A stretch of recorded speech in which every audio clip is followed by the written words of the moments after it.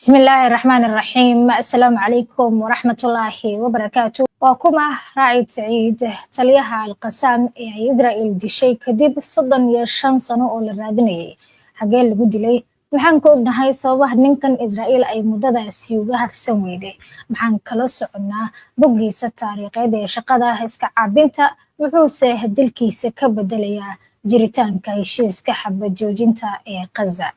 Faahfaahin ku aadan arrimahan ayaan barnaamijka idinkugu haynaa.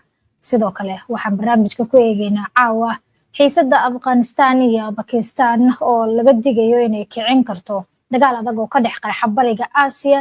Wuxuu ka dhigan yahay heshiiska cusub ee Hindiya iyo Afghanistan sidee awoodda Shiinaha ay qaaradda u saameyn karaa xiriirkan. Islaamabad lafteedu yay la xulafaysan doontaa. Waxaan idiin soo gudbin doonaa caawa qabiir ruush ah oo xaaladda bariga Aasiya si weyn ula foguray. Barnaamijka waxaan kusoo qaadanaynaa Mareykanka oo ku waajib yeelay shuruudo adag dadka soo galaya waddankiisa. Haddaba waa intee shuruudahani mise yihiin kuwa ku adkaan kara dalxiisayaasha inay fuliyaan ama aqbalaan. Muxuuse ahaa go-aanka ay ka fikirayso hay-adda canshuuraha iyo ilaalinta xuduudaha ee Mareykanka. iyana waan idiin soo gudbin doonaa caawa.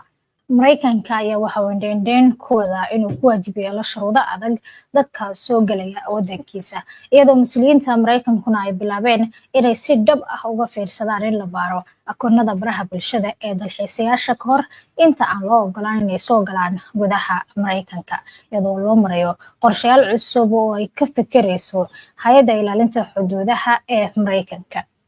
Faahfaahin ahaan soo jeedinta ay gudbisay hay-adda canshuuraha iyo ilaalinta xuduudaha ee CPP loo soo gaabiyay magaceeda ayaa dhigaysa in booqde kasta laga doonayo inuu bixiyo xogta barihiisa bulshada, ha noqdo mid u baahan fiiso ama mid kalaba. Sida ku cad ogeysiiska lagu daabacay diiwaanka federaalka ee Mareykanka, dalxiisayaasha ajnabiga ah waxaa lagu waajibin doonaa inay bixiyaan xogta akoonnadooda baraha bulshada ee gaarka ah 5 sano ee lasoo dhaafay, oo la macno ah in la baarayo wax kasta oo ay ku daabaceen barahooda internetka. Gudbinta xogtan waxay noqon doontaa mid qasab ah iyadoo ay weheliyaan faahfaahinno kale oo ay ka mid yihiin ciwaanada emailka iyo lambarada taleefanada ee la isticmaalay 5 sano ee lasoo dhaafay, magacyada ciwaanada, lambarada taleefanada iyo taariikhda dhalashada xubnaha qoyska, kuwaasi oo dhammaantood sidoo kale la dalban doono. Hay-adda canshuuraha iyo ilaalinta xuduudaha Mareykanka ayaa sidoo kale soo jeedisay in foomamka ama codsiyada mustaqbalka ee ESTA laga dhigo kuwa u baahan sawir wejiga hore ah ee selfiga loo yaqaano, iyo sidoo kale ururinta xogta biologiga wejiga, faraha, DNA-ga iyo isha qofka, kuwaasi oo hadda la dalbado. Isbedeladan la soo jeediyay ayaa u furan la talin dadweyne muddo ilaa 60 maalmood ah sida ay sheegtay Sky News. Arrimahan ayaa yimid kadib markii ay soo baxeen warbixino dhowr ah oo sheegaya in safarro loo diiday gelitaanka Mareykanka sababo la xiriira qoraallo iyo fariimo ku jiray baraha bulshada oo laga helay qalabkooda gaarka ah dadkaasi kadib markii madaxweynaha Mareykanka Donald Trump uu xilka la wareegay bishii Janaayo ee sanadkan. Sidoo kale arrintani waxay ku soo beegantay iyadoo maamulka Trump uu dhowaan shaaciyay xayiraad safar oo saameynaysa ilaa 19 dal. Xogayaha amniga gudaha Kristi Noem ayaa Khamiistii shaacisay in maamulka Mareykanku uu qorsheynayo inuu kordhiyo tirada dalalka ku jira xayiraadaha safarka ee Mareykanka si ay uga badato ilaa 30 dal. waa tahay markana aynu u talaabno sheekada xigta ee barnaamijka.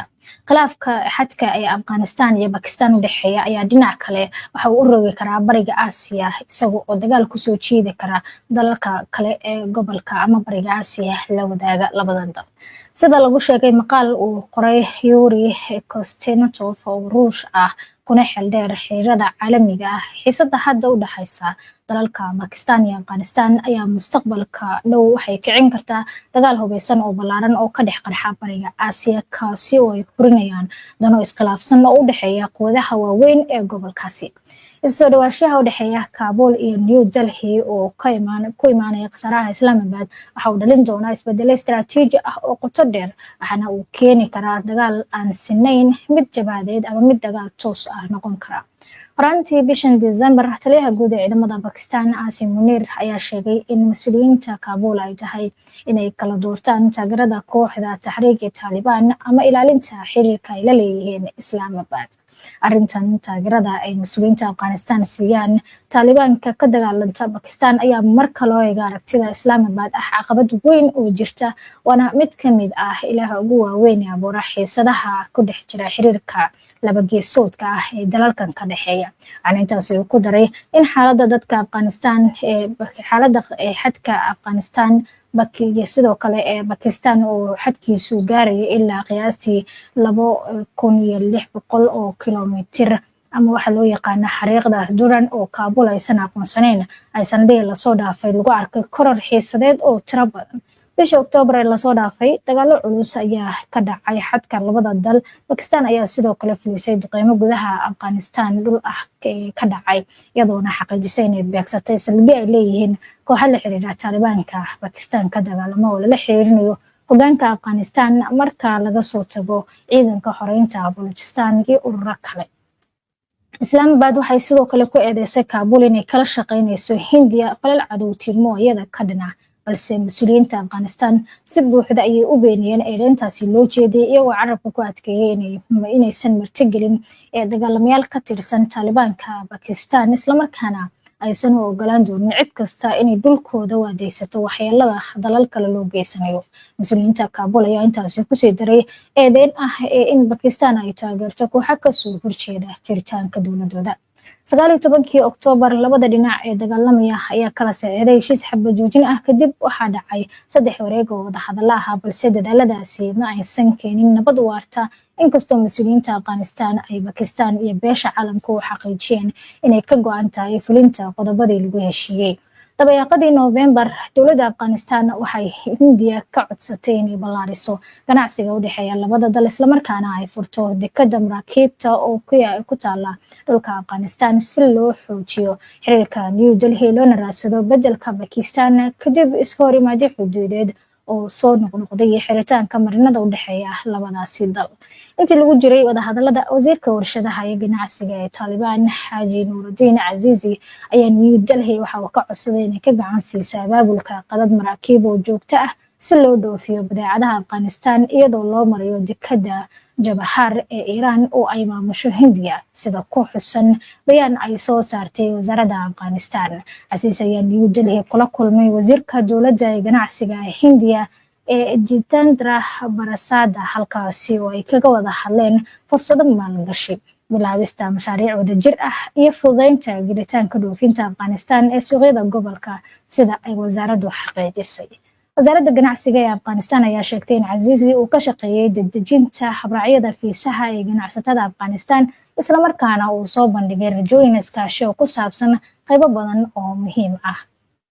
khubaro dhowr ah ayaa aaminsan in xiisadda Kabul kala dhaxaysa Islamabad iyo sidoo kale isu soo dhawaashiyaha ay la yeelatay New Delhi ay keeni karaan isbeddello waaweyn oo ka dhaca masraxyada siyaasadda caalamka, maadaama isbeddelkani uu ka dhigan yahay in ay kala xasho dhidibka Shiinaha iyo Pakistan ah, islamarkaana uu halis gelinayo hindisaha suunka ee wadajirka ah.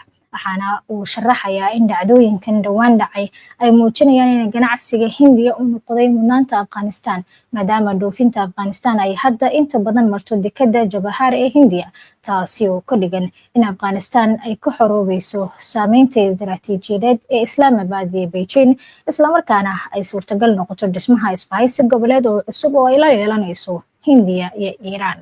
Beijing ma aqbali doonto khasaare noocaasi ah oo ku yimaada tartanka istiraatiijiyadeed ee uu kula jirto New Delhi iyo Washington, waxaana laga yaabaa inay adeegsato qalab hore iyo kuwo cusub labadaba si ula tacaasho iska horimaadyada heerka siyaasadeed, kuwa diblomaasiyadeed iyo xitaa heerarka militariga. waa hagaag daawadayaal, waxay noo soo socota sheekada ku aadan dilka xubinta sare ee iska caabinta Xamaas ka tirsan oo Israa'iil ay baadagoobaysay muddo kor u dhaafaysa 30 sano. Akuma Raid Saad oo ay Israa'iil dishay kadib 35 sano oo ay baadagoob ugu jirtay. ciidanka Israa'iil ayaa qartay dilka Raid Saad oo ahaa hogaamiye sare oo ka tirsanaa guutada Al-Qassam oo garabka militari ee iska caabinta Xamaas ah, kadib markii ay beegsadeen gaari rayid ah oo marayay wadada xeebta ee koonfur galbeed ka xigta magaalada Gaza. dilkiisu waxa uu soo afjaray in ka badan 35 sano oo ay sirdoonka iyo ciidamada Israa'iil baadigoob ugu jireen helista xubintan sare iyo beegsashadiisa. aynu haddaba wax ka ogaano noloshiisii hore iyo asalkiisa siyaasadeed. Raa'id Xuseen Saacad waxa uu ku dhashay 15kii bishii Agoosto sanadii 1972 xerada qaxootiga ee xeebta galbeedka magaalada Gaza, waxaana uu ku biiray Xamaas isagoo aad u daayar. waxaana ciidamada Israa'iil ay bilaabeen raadintiisa intii lagu guda jiray intifaadii ama kacdoonkii koowaad ee soo bilaabmay sanadii 1987. sanadihii xigay marar badan ayaa ay ciidamada duulaanka ahi xireen ninkani intii uu xabsiga ku jiray sanadii 1993. Saacad waxa uu ka qaatay shahaadada koowaad ee shareecada jaamacadda Islaamiga ah ee Gaza, halkaasi oo xubin firfircoon uu ka ahaa ururka Islaamiga ah lagu magacaabo Islamic Bloc oo ahaa garabka ardayda ee Xamaas. markii dambe sanadkii 2008 waxa uu isla jaamacadaasi ka qaatay shahaadada labaad ee shareecada. sida lagu sheegay xog ay heshay Al Jazeera, Saacad waxa uu xilli hore ku biiray garabka military ee Xamaas, waxaana uu la shaqeeyay hogaamiyaal waaweyn oo Al-Qassam ka tirsanaa. waxa uu ka mid yahay Saacad Al-Arabid, iyadoona loo arkay mid ka mid ah taliyaashii ugu dambeeyay ee si joogto ah loo baadigoobayay tan iyo markii uu bilowday kacdoonkii Al-Aqsa ee sanadii 2000. koritaankiisii hogaanka ee guutada Al-Qassam sanadii 2007 Saacad waxa uu noqday taliyaha guutada waqooyiga Gaza ee Al-Qassam, waxaana uu door muhiim ah ka qaatay kormeerka aasaaska iyo dib u habeynta ciidanka badda ee guutada, kaasi oo markii dambe noqday mid ka mid ah awoodaha militariga ee ugu muhiimsan iska caabinta Xamaas.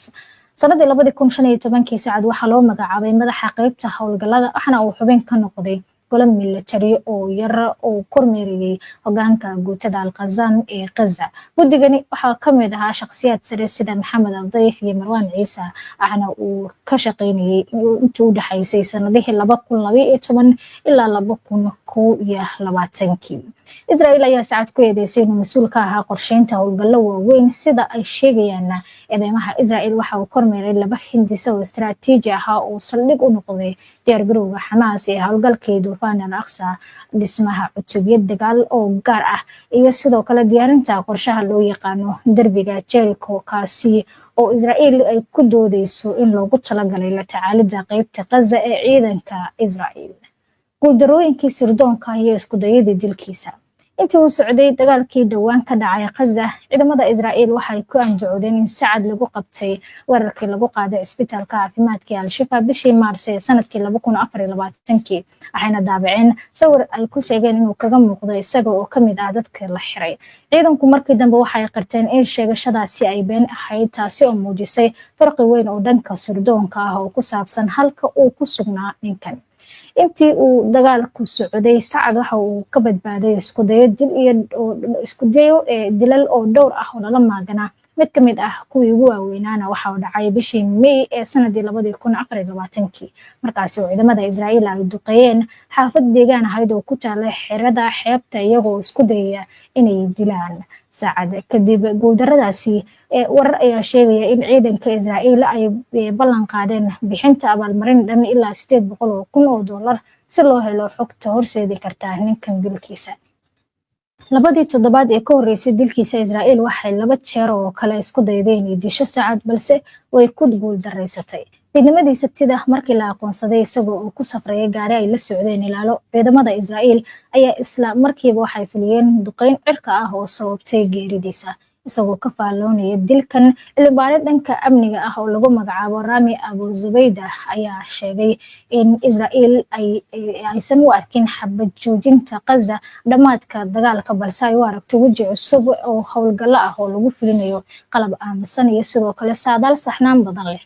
isagoo la hadlayay Al Jazeera, Abu Zubaydah waxa uu sharaxay in dilalka iyo weerarada xulashada ah ee dhawaan dhacay ay muujinayaan in dagaalka uusan dhammaan, balse dib loo habeeyay islamarkaana loo bedelay istiraatiijiyad ku salaysan weeraro goos-goos ah iyo maareynta khilaafka halkii xal laga raadin lahaa oo dagaalkan lagu soo afjarayo. waxaana uu ku dooday in Israa'iil ay si ula kac ah dib ugu qeexayso waxa loo tixgeliyo jebinta xabad joojinta si dhacdo kasta oo yar ama xitaa dhacdooyin la sameeyay loogu adeegsado marmarsiyadu. Abu Zubaydah waxa uu rumaysan yahay in Israa'iil ay isku dayeyso inay soo rogto qaacido cusub oo ah in xasiloonida aysan ka dhignayn amni buuxa iyadoo iska ilaalinaysa xaqa ay u leedahay inay mar kasta wax weerarto. Waxaana uu ka digay in caadi ka dhigista qaabkan rabshadaha bartilmaameedka ah ay adkeyn karto xaaladda amni ee cusub iyo qasa ka dhalata isagoona Israa'iil ku siifeeyay mid lagu garto jabinta joogtada ah heshiisyada xabad joojinta iyo daadinta dhiigga aan xuduud lahayn ama damaanada cad aan lahayn. waa hagaag daawadayaal guud ahaan waxaa caawintaasi ku eeg barnaamijka gaarka oo ku eegaynay xaaladihii ugu dambeeyay ee bariga dhexe iyo arrimaha kale ee caalamka. Si aad u hesho wararka, barnaamijyada iyo macluumaadka aynu halkan kusoo baahino, haddii aad ku cusub tahay baraheena bulshada ee kala duwan ama aadan hore ugu xirnayn, hadda kusoo biir. Tan iyo intaanu dib ugu kulmi doono barnaamij midkan lacayna, waxaan idin leenahay sidaas iyo nabadgelyo.